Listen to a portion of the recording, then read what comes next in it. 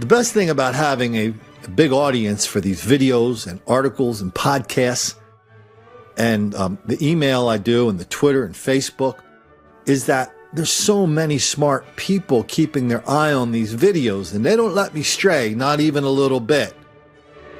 One of those is a person we'll call True to Roof. That's his screen name. Anyway, True to Roof was just over here a little while ago. We were on my back porch smoking cigars, settling some of the world's problems, and I was explaining to True to Roof that I thought that more people were really opening their minds to this whole idea of black criminality and violence wildly out of proportion no matter what they see on TV, and they're starting to speak out about it. But I did say I think there's 20% of the people out there, True to Roof, who they're just in such an airtight bubble that they sincerely believe that black people are relentless victims of relentless white racism all the time, everywhere. That explains everything. He straightened me out on that right away. He goes, no, that's not true, because of all those people that think that way, they're not sending their kids to school in the ghetto. They're not picking up their girlfriend at 8 o'clock on a Friday night saying, hey, let's go down to that new rib joint down in the ghetto. So on some level, they know. Everybody knows, because that's how they live. Even so, even so, that there's still a lot of, especially white liberals out there, that are just pounding and pounding and pounding the story of white racism and black victimization. I came across this video from a few months ago, where from the Kennedy School of Government at Harvard University, and they were all sitting around with their legs crossed, patting each other on the back about how elevated their consciousness is about this whole idea of race. And the woman from Harvard, well, she had it figured out in a big hurry. Let's listen to her. I mean, is it a problem of young white men? And is that who we need to be targeting to change? Well, I think the overwhelming number of persons in the hate groups that we have encountered have been men, have been young white men. There are some women in the movement, no doubt, but equality among men and women is not a hallmark of the white supremacist movement. But I've never seen any one of these people, like this guy from the Southern Poverty Law Center and these people from Harvard and the other people on that panel, I've never seen any of them really try to come to terms with this level of black violence that is so transparent and so obvious for anybody who keeps their eyes open about it. It's not just the numbers we're talking about. We're talking about the real stories we see every day. I mean, here's a story we just saw today. 2 Baltimore County men are out of the hospital tonight after being robbed at gunpoint inside their Wilker Avenue home Thursday night. Police say a 71-year-old man was walking into the house around 9 o'clock when 3 suspects forced him into his home at gunpoint and beat him before pouring bleach on him and demanding money. The second victim, a 60-year-old man, was in the basement and heard the commotion. He alerted his neighbor to call police.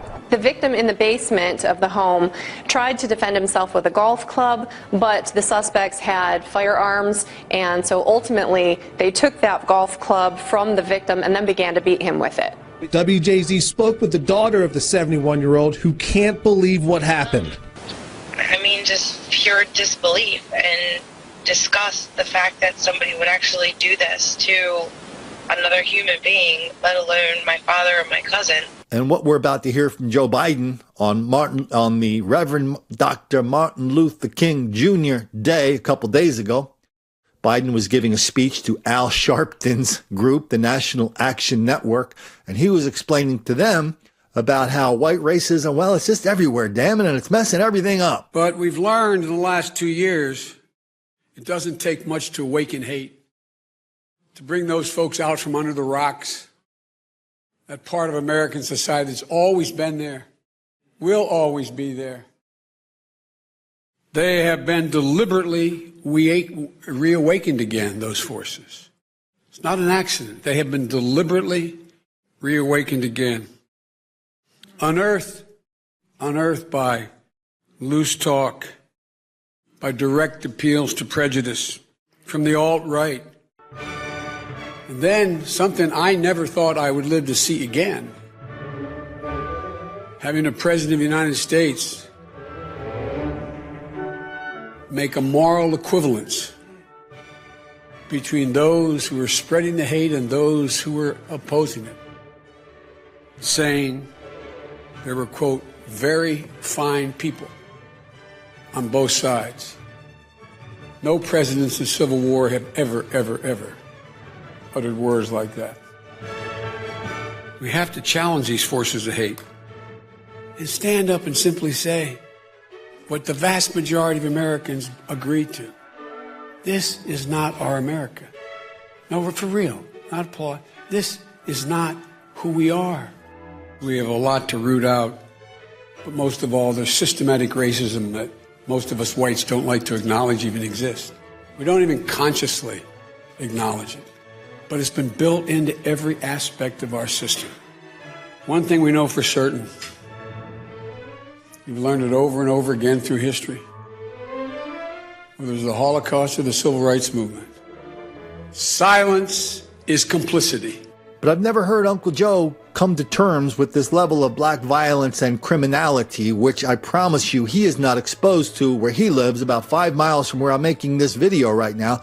He's not exposed to it. He's got the Secret Service. He has the fences. He has the hedges. He has the gate that comes down. When he wants to take his lovely bride or some friends out for a quick cup of coffee or an ice cream or a sandwich, he's not going down to the ghetto, not by himself. He won't let them go by themselves. He just won't. Jumpin' Joe has no answer for stuff like this. A week ago, a security camera at on-campus housing Bayou Oaks captured armed robbers crawling to creep up on their victim. They held him at gunpoint to steal his wallet and car. 18-year-old David Augustine and a juvenile have been charged. 2 of 10 people, University of Houston police say, have been targeting students in robberies this month. All 3 cases have been solved. Arrests and charges have been made in all cases. In a video message, the University of Houston's chief of police announced the development. 8 juveniles and 2 adults, Augustine and 18-year-old Isaiah Erdy, are tied to 3 campus robberies, he said, 2 at housing complexes, 1 in parking lot 4A. And so on and on it goes. Please, sir, I want some more. Violence, denial, violence, denial. But you tell me, did you get a sense that Covington really was kind of an event that really just cracked open a lot of minds that were in denial, or at least, denial. The people that were just pretending this could never hurt them, never enter their life. They open up their TV news, and for a couple days they see these horrible stories about these nice kids from Kentucky till we learn the truth about that. I don't know how long this crack in that bubble of denial is going to last, but I don't think you can, once something is cracked, this isn't like Humpty Dumpty. You can't go down there and put all the pieces back together again. Even if our inability to stay in a state of denial, deceit, and delusion does make the black kids angry.